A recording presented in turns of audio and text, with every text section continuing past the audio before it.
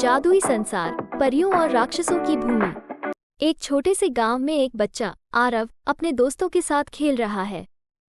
आरव उत्साहित होकर अपने दोस्तों से कहता है, चलो दोस्तों, आज हम जंगल की ओर चलें।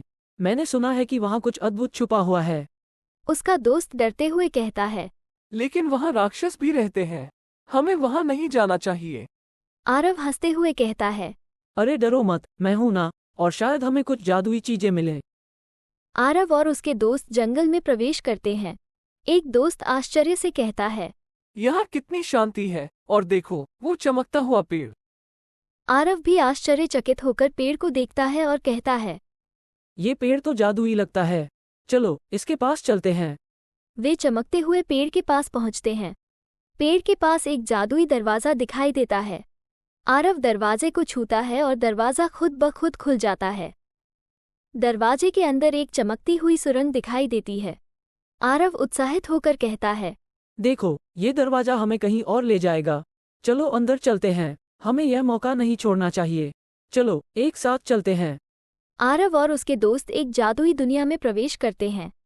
वहाँ रंग बिरंगे फूल, उड़ती हुई परियां और अजीबोगरीब प्राणी हैं। परियां आरव और उसके दोस्तों का स्वागत करती हैं। स्वागत है आरव और दोस्तों, ये परियों और राक्षसों की भूमि है। यहाँ सब कुछ जादुई है। ये कितना सुंदर है। हमें यहाँ क्या करना चाहिए? तुम्हें यहाँ की चुनौतियों को पार करना होगा और राक्षसों को हराना होगा, तभी तुम अपने गांव वापस जा सकोगे।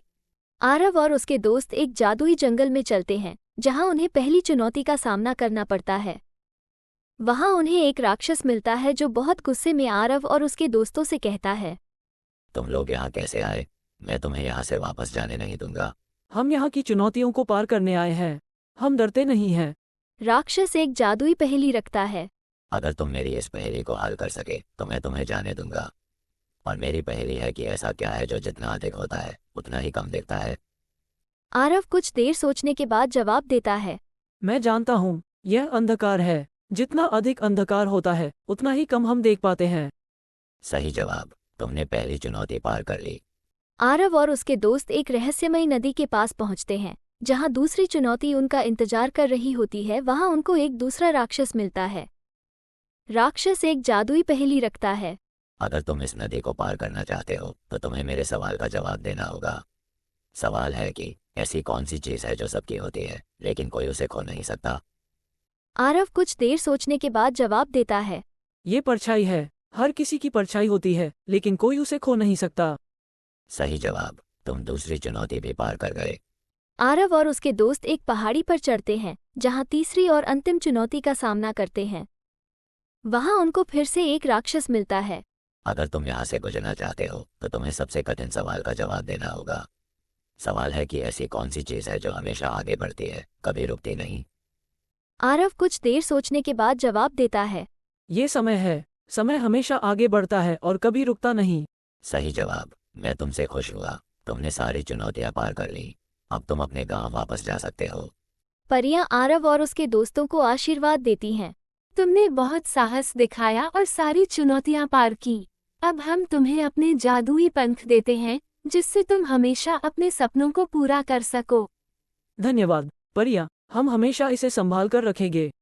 आरव और उसके दोस्त अब गांव वापस लौटते हैं। सारे गांववासी खुश होकर उनका स्वागत करते हैं। आरव, तुमने कमाल कर दिया। तुम सचमुच एक हीरो हो। ये सब परियों और हमारे साहस का परिणाम है। हमें हमेशा अपने सपनों का पीछा करना चाहिए और चुनौतियों का सामना करना चाहिए। आरव गांव के बच्चों से कहता है, बच्चों, हमें इस कहानी से यह सीखने को मिलता है कि साहस, धैर्य और विश्वास से हम किसी भी चुनौती का सामना कर सकते हैं। और सबसे महत्वपूर्ण बात, हमें हमेशा अपने सपनों का पीछा करना चाहिए और उन्हें पूरा करने का प्रयास करना चाहिए।